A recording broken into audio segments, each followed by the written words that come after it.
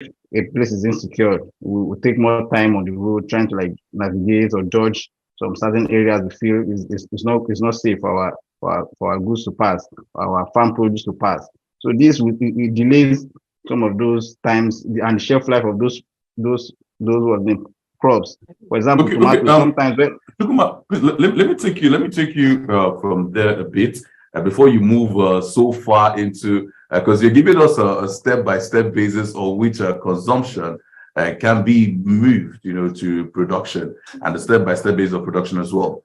But I want us to, take a point that almost every youth concern that has looked into the manifesto has raised repeatedly, where he spoke about funding to young investors with ideas. We've seen a lot of people, a lot of young people who have ideas, but the major thing that they lack to fund those ideas is the funds, the capital, or to get those ideas to become reality is the capital. And even though it has been spoken about in the manifesto, a lot of people still ask the achievability.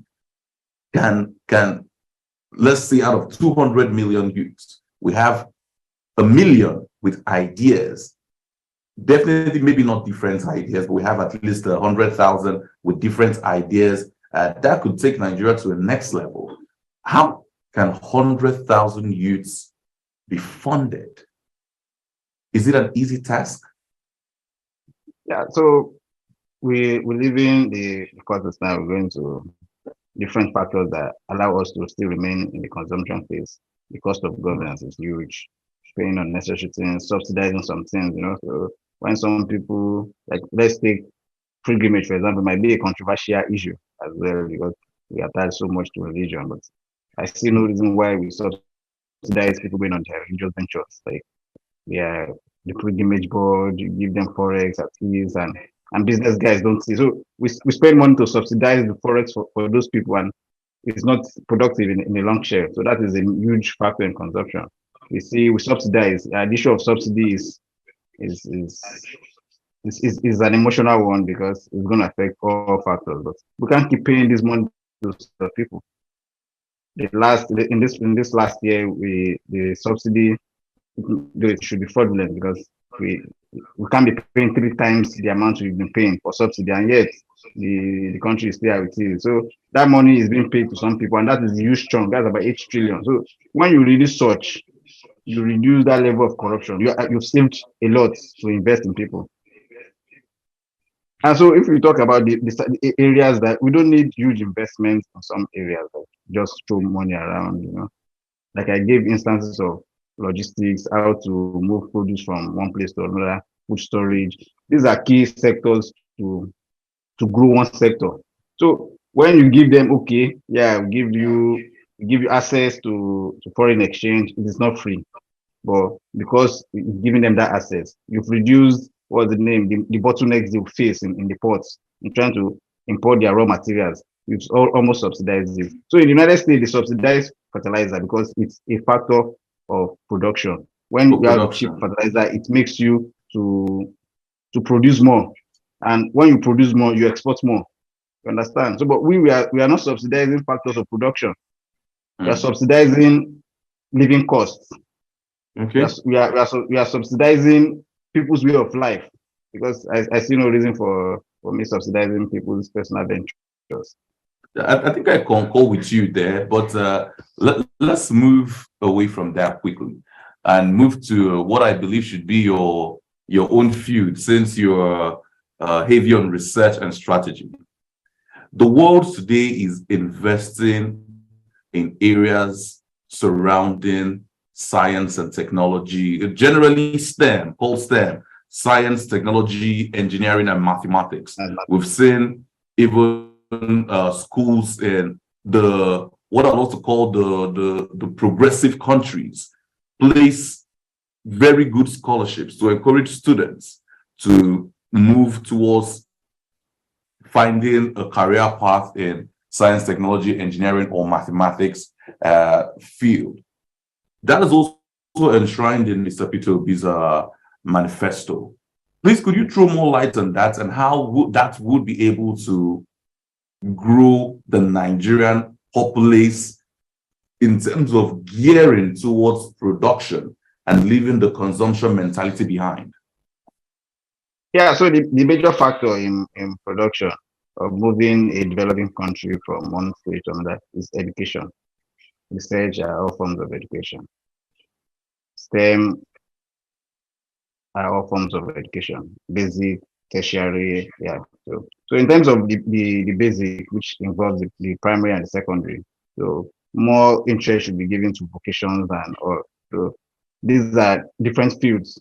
It doesn't necessarily mean I need to have a PhD before I'm good in a particular field. So but PhD and all are for research and development. In many other countries, they fund universities take on research. So like we went, many of us went to university with masters, yeah, even the masters we are in. The texts are not being used across this outside the four walls of the school. We might have published journals and co, but we don't, or the society don't benefit from such research because it has not been funded.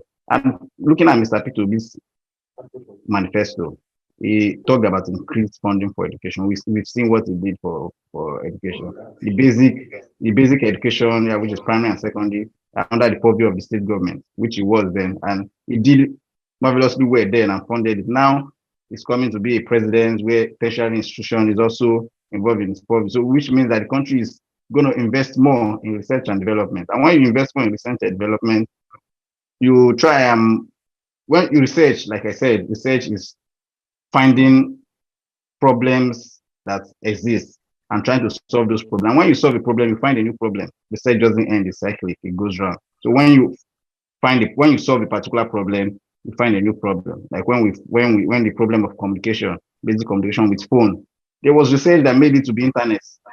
20 years ago, many of us won't have an internet conversation like this, having a video, and it's not stopping that way. AI is in vogue. So research goes and on and on and on. And if the government funds more on research, it means that we might even try to look for ways to modify our agri processes. Netherlands is not a big country, and Mr. P2B keeps using it as an example. But the agricultural produce is more than 5 times that of Nigeria's own. So because they have found a way to modify their system, they've understood what best and how best for them to grow their economy with agriculture, how best and what practices they need to do. So research and development is not just in one field, it's not just based on education. Yeah, education is a foundation for all sectors. If you are not educated, your citizens will not know what to do next. And yeah, comparatively, we are trying, but also we are losing our best heads outside. However, okay, Chukuma, please allow me to move in at this point. You just touched a point that I really wanted to bring up, which is the agro sector. There's been various arguments about the populace that are even interested in going into agriculture. And there's also been an argument that the decline in our agricultural system is because Nigerians or some Nigerians are no longer interested, or rather, let me rephrase that many Nigerians are no longer interested in doing the dirty work at the farm. What's your reaction to that? Yeah, so it still boils down to this conversation of research and development. I don't need to have to owe and cutlass to be an agricultural professional. So on a larger scale, agriculture, like I said, is the largest sector of the economy in Nigeria, the largest. It has more population. However, the population can be said to be rural because those people don't have any opportunity to education. That was why they resorted to agriculture. So the conversation should be around why the skilled or the professional guys don't go into agriculture. These are the bottlenecks that involves them. So I want to own a farm. I see that, oh, there's a lot of produce from a particular area of agriculture. But the logistics in transporting my goods and services from that particular, from point A to point B of my storage is where the issue lies. So if government, that is where government comes in. If adequate infrastructure are not put in place, people won't venture, because I feel it's at the subsistence level is almost like just for survival, not for higher aspiration to what's the name, to satisfy my needs and my desires, man. So the higher you go in terms of education, the more they look down at subsistence farming as a way of life, because they feel it's not a profitable venture. But if the necessary infrastructure, if the necessary things are put in place to aid logistics, to aid storage, to aid import, to aid export, people will see it as a business venture. The agriculture is not supposed to be about what's the name, let's say loyalty, about no, every man wants to make money. So when there's an opportunity in making money, people will venture in it. Everybody's talking about ICT, which I work in this. It's because people are seeing reward for their efforts. So when I see a reward for my effort, I won't hesitate to join. So that is because the sector is currently unattractive in larger aspects, aside people that are privy to getting cheaper forex, and that's not it's supposed to be. It's supposed to be accessible to all and sundry that is participating in the field. So these are the areas Mr. Peter will be identified in this manifesto, and I strongly believe he's going to work on that. Okay. Let's now speak still on the agro sector. Let's speak about mechanization of farming. Now, not just farming in terms of crop planting, farming even down to milking of cattle, cattle rearing, piggery, fishery, all of this. All of animal husbandry, right? Yes, animal husbandry, in totality, and it's looks like everything done in Nigeria in terms of farming, both the crop planting aspect and the animal husbandry aspect, is all down to the local and the 12,000 years ago way of doing things. How can Mr. Peter Obi increase and support mechanization in farming sectors, in the agro-business sector especially? Okay, yeah, there are two ways to approach. I feel which he also identified is, you said, education, and the other one is infrastructure. So in terms of education, we see undergraduate research, they do more. They go to labs, try to test. Okay, how can this match? How does this match? Try to modify. Oh, this special to. So, but space when they leave, when the academic world is just almost like just secular, they do this for published journals. These things are not taken into play. They are not used. They are not being used by the government for the society. So if you are still stuck in the ways of over a century, 2 centuries ago, your result is going to still be the result of 2 centuries ago. We've not adopted mechanization in totality in terms of the approach to education, the approach to research, and the approach to infrastructure and plant and equipment required. You understand? So now, all through this first aspect of this current administration, we're talking about Ruga or no Ruga, why cattle needs to move, why cattle. In Argentina, for example, and the United States, their cattle don't move around to disturb people. They have they have where they stay. So because we are stuck in the ways of the old. That is why we are still getting the result of the old, and that's why we can't compete in this 21st day century. Exactly, Chukuma. But on a final note, because we're already out of time, I just want to, since you already mentioned on it, you spoke about the Ruga settlement, not to get controversial, but it's also there written in the manifesto where the agrarian revolution was talked about, which heavily has to do with location and ranching of where animal and farming and all of that takes place, where we don't have to have cattle move around and defecate and give cause nuisance on the road daily. Is also enshrined there in the manifesto, talking about the agrarian revolution that happened 12,000 years ago, 12 millenniums ago in Europe. So what is your thoughts on ranching and areas that ranching can happen? Because we've also seen Nigerians who are widely disagreeing with the Ruga settlements? Just in a sentence or two, just throw light on that. Yeah, so first, the Ruga sentiment is about government giving lands to people to come.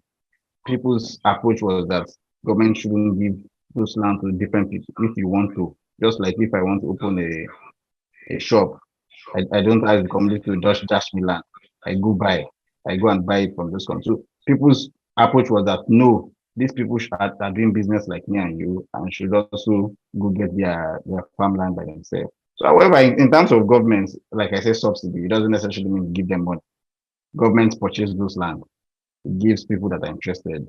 So people's approach, people's opinion, people's conversation around that was because of the distrust they have for the government, because there's nothing to trust this government for. So they wouldn't want to, no, I don't, these people should just come buy land by, and if I'm willing to sell, and if I'm not willing, they should go to hell as long as I care in that same context, because I also don't, I also don't get the subsidy. So that is what people thought. So now back to ranching. Ranching is the way to go. We should have an agricultural area. Same way we have industrial layouts where industries are sited. You can have an agriculture, maybe based on the favorable weather condition and climate, or the comparative advantage, the soil, So this will be taking place. We should have areas like that. It's been done in developed countries. And when you have areas like that where your cattle don't necessarily need to trek about 1,000 kilometers, it doesn't. The world has gone beyond that. So when they are situated in the place, good environment, it gives you room for research and development. Oh, in this particular time of the year, this cattle grows faster. I feel it's better we give it this kind of food, give it this kind of feed. Don't like going around eating what is not supposed to be. Understand? So ranching is the way to go for animal husbandry. Same way we have to have different farm settlements based on comparative advantage for different plant crops that we grow. Okay. Thank you so much. There's so much to talk about concerning consumption to production. We've only touched a part of it.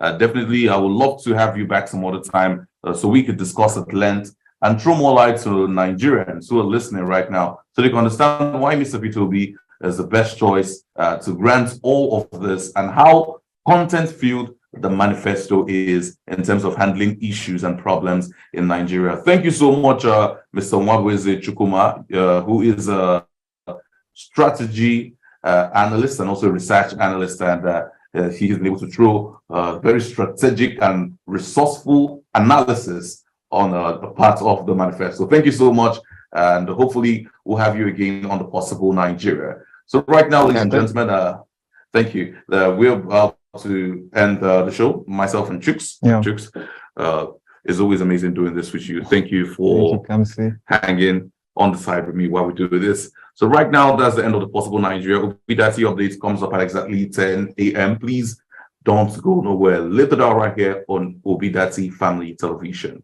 Au revoir.